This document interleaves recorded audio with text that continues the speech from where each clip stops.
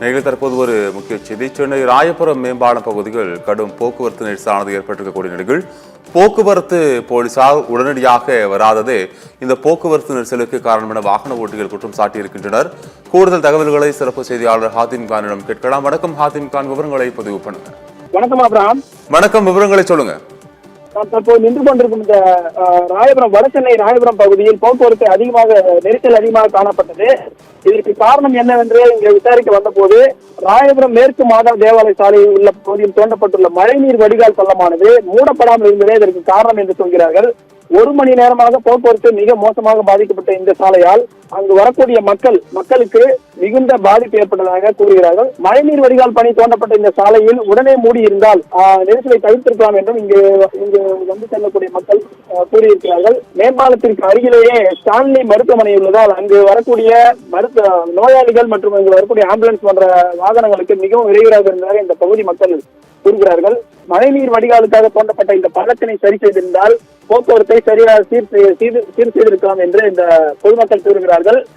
போக்குவரத்து காவலர்கள் என்னதான் இருந்தாலும் போதிய போக்குவரத்து காவலர்கள் இல்லை என்று இப்பகுதி மக்கள் தெரிவிக்கிறார்கள். ஆபிரகாம்,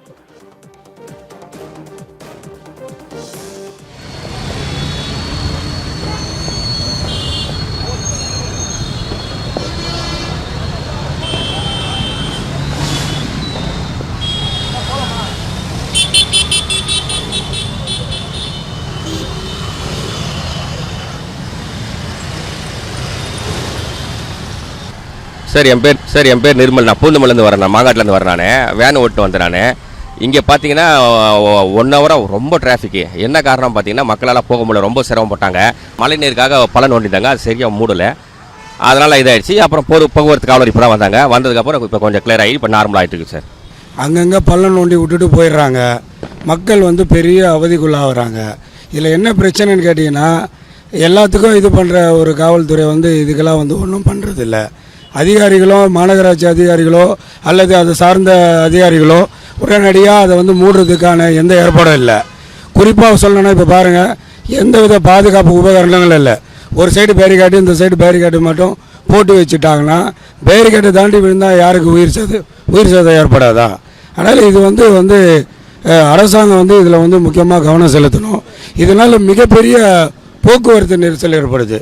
ஸ்மார்ட் சிட்டின்னு சொல்லி கொண்டு வந்து இந்த மாதிரி பள்ளத்தை போட்டு இப்போ தேவையில்லாத மக்களுக்கு இடையூறு ஏற்படுத்துகிறாங்க, போக்குவரத்து நெரிசல் ஏற்படுது.